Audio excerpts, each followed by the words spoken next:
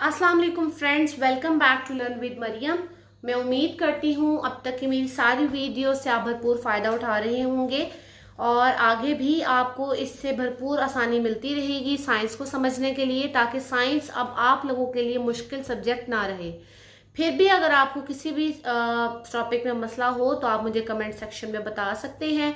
सबसे पहले मैं नए आने वालों से गुजारिश करूंगी कि अगर आप मेरे चैनल पर आज पहली बार आए हैं तो प्लीज़ मेरे चैनल को सब्सक्राइब कर लीजिए, बेल आइकन का बटन ज़रूर प्रेस कीजिएगा ताकि मेरी हर आने वाली नई वीडियो आपको मिलती रहे। तमाम सब्सक्राइबर और नॉन सब्सक्राइबर से रिक्वेस्ट करती हूँ कि वीडियो को कंप्लीट देखा करें ताकि कोई पॉइंट मिस ना हो सके। तो चलिए आज की वीडियो स्टार्ट करते हैं। 9th physics chapter number 1 physical quantities and measurement में से एक बहुत ही इंपॉर्टेंट टॉपिक आज आपके पास लेकर आई हूँ जिसका नाम है स्क्रू गेज। इसको माइक्रोमीटर स्क्रू गेज भी कहा जाता है, क्योंकि लास्ट टाइम मैंने अपनी वीडियो में डिस्कस आपसे किया था कि हम आपके पास कुछ स्मॉल लेंथ्स हैं, कुछ रेडियस हैं, डायमीटर्स हैं, उनको मेजर करने के लिए हम एक स्केल का इस्तेमाल करते हैं और वो स्केल हमारे पास कहलाता है वर्नियर स्केल, वर्नियर कैलिपर, वो इंस्ट्रूमेंट था। लेकिन अगर आपको इससे भी प्रिसाइज लेंथ्स मेजर करनी हो या डायमीटर्स मेजर करने हो, जो रीडिंग कम से कम हमें वर्नियर कैलिपर भी नहीं दे सकता, तो उससे भी ज़्यादा एक्यूरेट रीडिंग के लिए हम जो इंस्ट्रूमेंट इस्तेमाल करते हैं उस इंस्ट्रूमेंट का नाम है स्क्रू गेज। ये हमें और ज़्यादा प्रिसाइज रीडिंग देता है और आपके पास इसको, इसलिए मैंने आपसे कहा कि इसको माइक्रोमीटर स्क्रू गेज भी कहा जाता है। अगर हम स्क्रू गेज का स्ट्रक्चर देखें तो स्क्रू गेज के स्ट्रक्चर में हमें एक मेटल का बना हुआ, धात का बना हुआ एक ये फ्रेम नजर आता है जो कि यू शेप फ्रेम है। इस यू शेप फ्रेम में पहले से ही मेटल का बना हुआ एक स्टड लगा हुआ होता है, जो कि किसी भी चीज को, अगर हमने फॉर एग्जांपल ये है और मुझे इसका डायमीटर मालूम करना है तो ये तो मैं वर्नियर कैलिपर से भी कर सकती थी, लेकिन फर्ज करें जैसे इसके अंदर ये एक निब है, ये तो बहुत बारीक है, आपकी अगर निब देख रहे हो तो मुझे इतना बारीक भी, अगर या इससे बारीक जो तारें होती है हमारे घर में उसके अंदर आप प्लास्टिक छीलें अंदर से बारीक तार निकलेगी, इतना बारीक भी डायमीटर अगर उस वायर का मालूम करना हो, क्रॉस सेक्शनल एरिया निकालना हो, तो उसके लिए हम स्क्रू गेज का इस्तेमाल करते हैं। तो आप क्या करते हैं कि वो जो भी वायर है उसको आप इसके अंदर ऐसे फिट कर देते हैं। तो एक तो ये स्टड, इसको यहाँ से जो स्टड आपके पास मौजूद है ये लॉक करने के लिए काम आता है। एक तो यहाँ से सपोर्ट मिल गई और दूसरा ये वाला जो आपके पास हिस्सा है ये मूवेबल होता है, ये आगे भी जा सकता है, पीछे भी जा सकता है। ये आपके पास पोर्शन है थिम्बल का, जहां से हम इसको घुमाते हैं तो इसके घुमाने की वजह से ये मजीद आगे आकर इसको टाइट भी कर सकता है और अगर हम खोलें तो ये इसको लूज भी कर सकते हैं, ये थिम्बल पोर्शन की मदद से। अब आपके पास वर्नियर कैलिपर की तरह इसमें भी दो स्केल्स होते हैं, एक मेन स्केल है और एक आपके पास सर्कुलर स्केल है। वहां दूसरे स्केल का नाम था वर्नियर स्केल। यहाँ भी आपके पास ये जो मेन स्केल है, इस मेन स्केल पर टोटल आपके पास 10 रीडिंग होती हैं और हर रीडिंग का जो डिस्टेंस है, जो कम से कम रीडिंग आपको यहाँ पे मिलती है वो है 1 मिलीमीटर। ये वो आपके पास कम डिस्टेंस है। ये जो आपके पास ये स्केल मैंने यहाँ पे बनाया हुआ है इसको कहा जाता है सर्कुलर स्केल। ये थोड़ा गुलाई में होता है और आपके पास टोटल इसके ऊपर 100 डिवीजन्स होती हैं। जब हम एक थिम्बल को रोटेट करते हैं, यहाँ से मैंने शुरू किया तो वापस भी यहीं पे आके खत्म किया, यानी ये सर्कुलर स्केल जब एक दफा पूरा रोटेट कर जाता है तो यहाँ पर ये एक डिस्टेंस आगे मूव करता है। फर्स्ट करें अभी ये यहाँ पर है तो नेक्स्ट टाइम ये इधर होगा, फिर नेक्स्ट टाइम इस रीडिंग पे, फिर नेक्स्ट टाइम इस रीडिंग पे। फॉर एवरी रोटेशन ये डिस्टेंस कवर करके आगे जाता है। तो अगर हमें लीस्ट काउंट फाइंड आउट करना है स्क्रू गेज का कि हमें कम से कम कितनी रीडिंग देता है, तो ये जो कम से कम रीडिंग थी मेन स्केल के ऊपर, इसको आप उसकी पिच कहते हैं। तो इस पिच वैल्यू को हम लोग यहाँ पे पुट करेंगे 1 मिलीमीटर और नंबर ऑफ डिवीजन जो टोटल हमारे पास है सर्कुलर स्केल पे मैंने आपको बताया वो है 100। तो 1 मिलीमीटर को जब आप 100 पे डिवाइड करेंगे तो ये आएगा 0.01 मिलीमीटर। ये है आपके पास लीस्ट काउंट स्क्रू गेज का। और इससे भी छोटी वैल्यू अगर आपको मेजर करनी है या आप छोटी वैल्यू छोड़ें, छोटी वैल्यू मेजर करनी है तो कोई और इंस्ट्रूमेंट यूज करेंगे, लेकिन सेंटीमीटर्स में कन्वर्ट जब इसको हम करेंगे तो वो वैल्यू आएगी 0.001 सेंटीमीटर। ये आपके पास वो वैल्यू है जो कम से कम हम मेजर कर सकते हैं।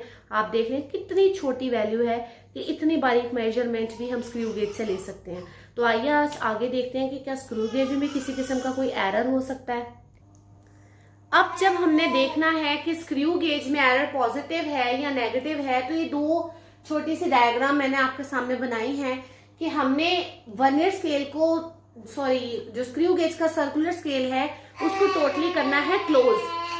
जब हम उसको टोटली क्लोज करेंगे तो इतना क्लोज कर देना है, सारी डिवीजन्स को आप टर्न करते जाएंगे कि इसका जीरो, सर्कुलर स्केल का जीरो, और जो मेन स्केल की जो सेंट्रल लाइन है जिसको इंडेक्स लाइन कहा जाता है, ये बिल्कुल ऐसे, इंडेक्स लाइन तो पहले ही ऐसी है, तो जब सर्कुलर स्केल को आप घुमाएंगे तो उसका जीरो और इंडेक्स लाइन का जीरो बिल्कुल ऐसी लाइन मैच करनी चाहिए।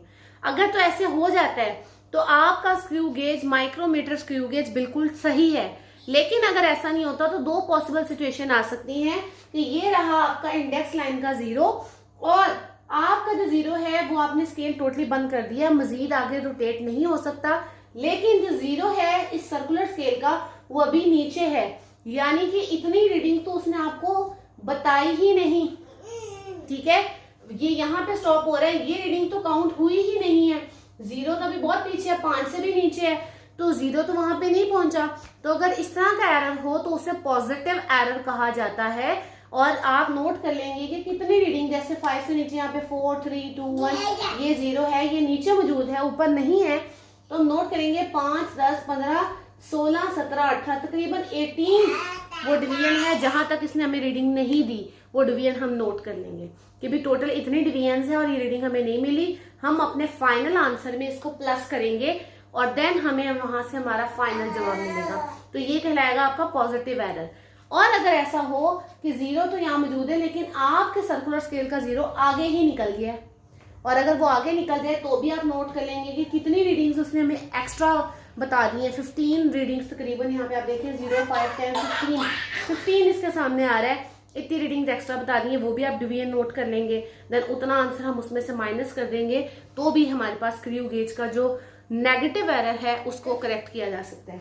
सो ये आपके पास पॉजिटिव एरर था, ये आपके पास है नेगेटिव एरर। इनके करेक्शन के तरीकेकार मैंने आपको बता दिए कि आप नोट कर लें कि कितनी रीडिंग्स एक्स्ट्रा हैं, उनको आप फाइनल आंसर में से माइनस कर सकते हैं।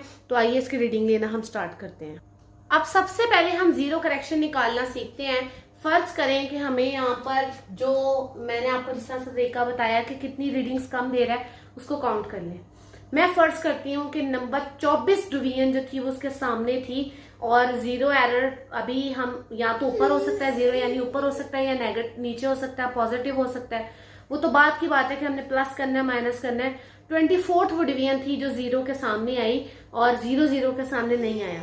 तो हमने क्या करना है कि सबसे पहले जीरो करेक्शन जब निकालनी है तो हमने ये देखना है कि नंबर ऑफ डिवीजन कौन सी थी। मिसाल के तौर पर अगर वो डिवीजन आपके पास थी 24वीं डिवीजन, तो आपने उसको मल्टीप्लाई करना है स्क्रू गेज के लीस्ट काउंट के साथ। स्क्रू गेज का लीस्ट काउंट मैंने आपको अभी बताया 0.01 मिलीमीटर है।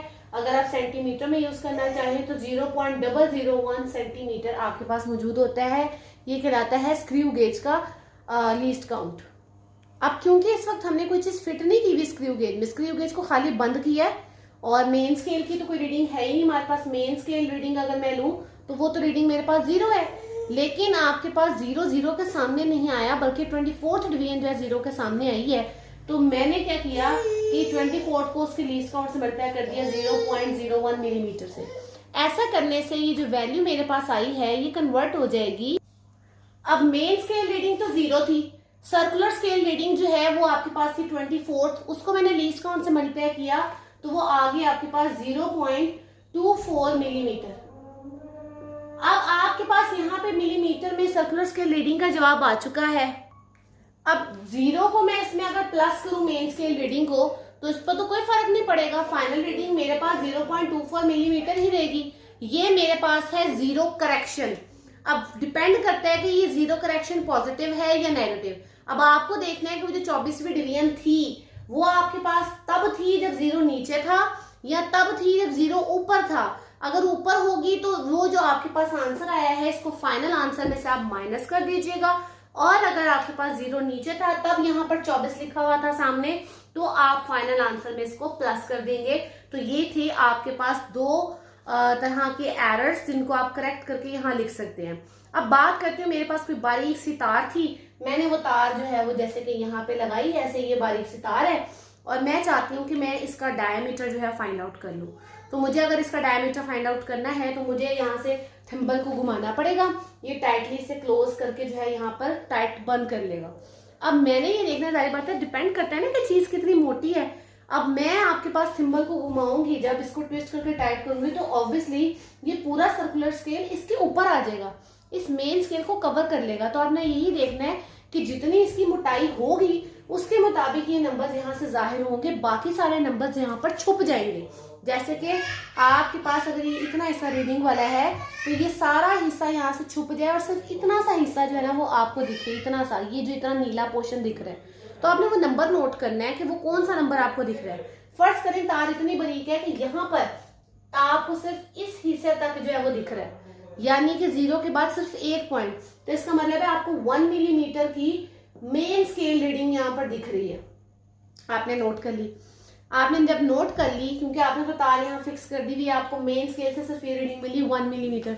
हो सकता है तार थोड़ी मोटी हो, आपको 2 रीडिंग मिल जाए, 3 मिल जाए, जो भी रीडिंग आपको मेन स्केल से मिले वो आपने यहाँ नोट कर ली। अब नेक्स्ट आपने देखना है कि सर्कुलर स्केल में से आपके पास कौन सी रीडिंग ऐसी है जो इस इंडेक्स लाइन के बिल्कुल सामने आ रही है। वो 89 हो सकती है, 70 हो सकती है, 60 हो सकती है, 20 हो सकती है, 5 हो सकती है, कुछ भी हो सकती है। वो जोन सी भी डिवीजन है, फर्ज कर ले वो जो डिवीजन है वो आपके पास है 80 नंबर वाली डिवीजन है जो कि मैच कर रही है बिल्कुल इसके साथ। आपने main scale circular scale reading जो है 80 वो नोट कर लेनी है। ये रीडिंग आपने नोट की 80, इसको आप मल्टीप्लाई कर दें लीस्ट काउंट से, 0.01 से मल्टीप्लाई करेंगे, आपके पास इसका जो है वो जवाब आ जाएगा। जो आपके पास जवाब यहाँ पर आएगा उसको आप प्लस कर दें आप इसके अंदर, तो आपको आपका फाइनल जवाब मिल जाएगा जो कि होगा आपका स्क्रू गेज का डायामीटर। तो आपके साथ भी मैं स्क्रीन पर एक एग्जांपल भी शेयर करूंगी और फिर बताऊंगी कि किस तरह से देखें आप रीडिंग्स को ऐड करते हैं, प्लस करते हैं, माइनस करते हैं। तो मैं आप वीडियो देखते हैं चले, और उम्मीद करती हूँ कि आपको मेरी वीडियो आज की समझ आ गई होगी। अगर किसी किस्म का कोई मसला हो तो आप कमेंट सेक्शन में मेंशन कर सकते हैं। अपनी मर्जी का कोई टॉपिक समझने के लिए भी आप मुझे मेंशन कर सकते हैं। अपना बहुत सारा ख्याल रखिएगा। नेक्स्ट वीडियो मुलाकात होगी। Thank you so much.